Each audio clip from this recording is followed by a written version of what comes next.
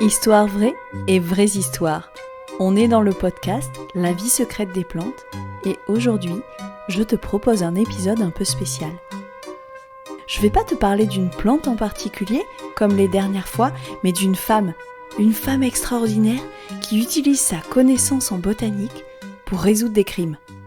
C'est Patricia Wiltshire. Elle est détective botanique. Oui, je sais, c'est bizarre, hein, mais ça existe. C'est la première du genre, une vraie pointure dans son domaine. Sa mission ? Aider la police britannique à résoudre des crimes grâce aux indices laissés par les végétaux sur le corps des victimes ou sur les lieux des crimes. Oh, j'adore l'automne, la nature qui s'endort, ça m'apaise. Une femme, la cinquantaine, le chignon haut sur la tête, allume un feu en soufflant consciencieusement sur les braises rougies. Puis elle se prépare une tasse de thé et s'installe dans son fauteuil près de la fenêtre. En écoutant la musique, elle regarde les dernières feuilles tomber. Son chat, Mickey, s'étire comme un gymnaste des Jeux Olympiques sur ses genoux. Elle lui gratouille pensivement le ventre.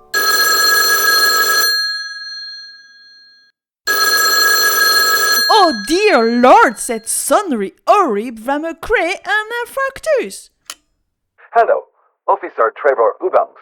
Je suis en charge d'une enquête pour laquelle j'aurai besoin de votre aide. Comme elle le fait toujours, elle se saisit de son carnet d'enquête rangé entre le microscope et le téléphone. Je vous écoute, Trevor. Pouvez-vous me donner un bref aperçu de la situation ? Qu'avez-vous collecté comme indice ? Est-ce qu'il y a eu contamination de la scène de crime ? Elle adore les puzzles et résoudre des mystères est bien la seule chose qui l'amuse encore dans son travail. Détective Botta, je me trouve à Brick Lane dans la chambre d'une femme complètement traumatisée.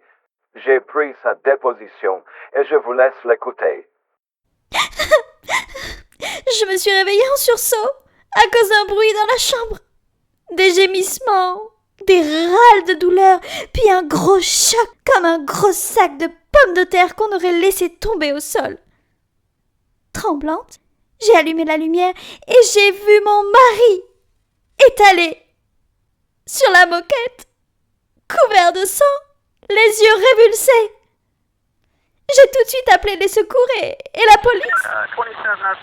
On est arrivé sur les lieux du crime 35 minutes plus tard pour découvrir que son mari a été poignardé à 2 reprises dans l'anus.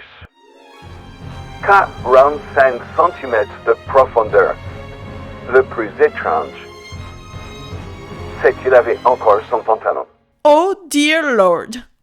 Comme le disait mon père, il vaut mieux entendre ça que d'être sourde.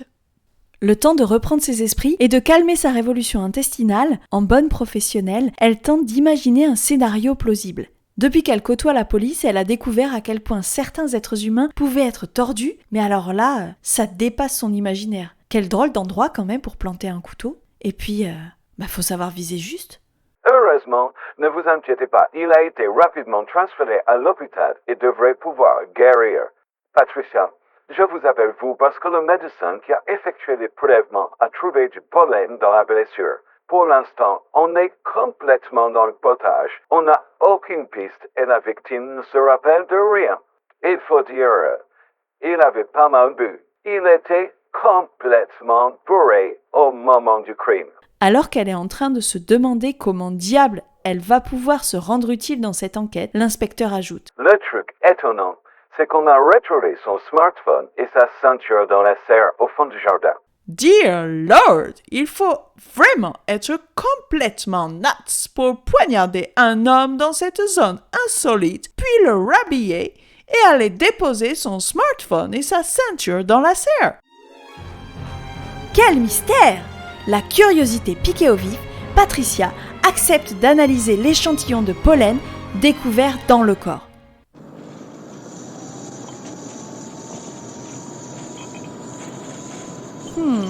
voyons voir. J'enlève les déchets organiques. J'ajoute de la glycérine, un colorant safrané, le tout au mixeur.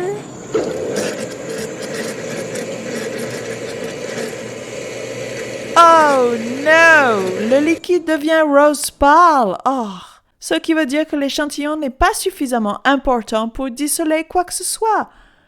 Ah, il va falloir changer de méthode. De longues heures de microscope nocturne m'attendent. Let's work. Du Mozart dans le labo et en avant la musique. La science.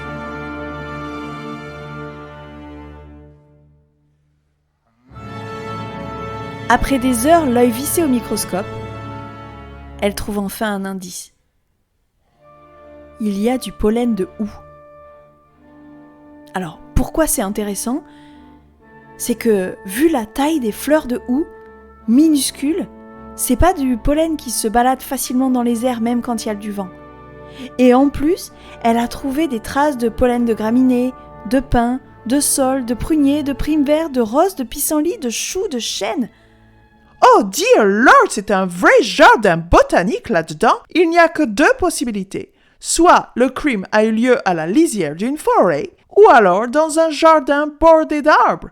Mais, cela signifie que le couteau était couvert de pollen? Peut-être l'agresseur est-il un jardinier? Après tout, on peut aimer les plantes et pas les humains.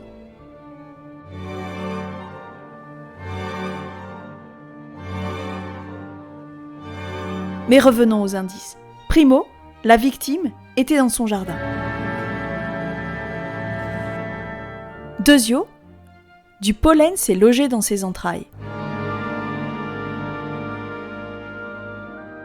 Troisio, l'arme devait être sacrément pointue. Un râteau ? Non. Un sécateur ? Non, c'est trop gros ça. Une serfouette ? Pas assez pointue. Une grelinette ? Oh, trop denté. Langue au chat. Son regard se perd par-delà la baie vitrée. Au loin, elle entend son voisin travailler dans le jardin.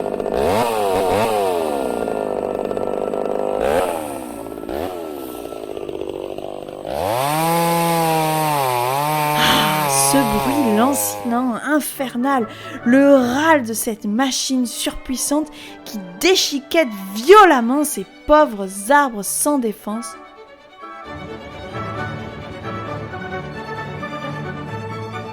Oh my God!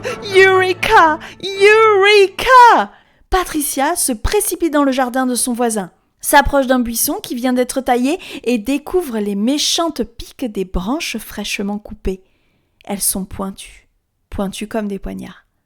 Mais oui, se pourrait-il que... Hors d'haleine, Patricia rentre chez elle, se jette sur son téléphone, compose fébrilement le numéro de l'officier.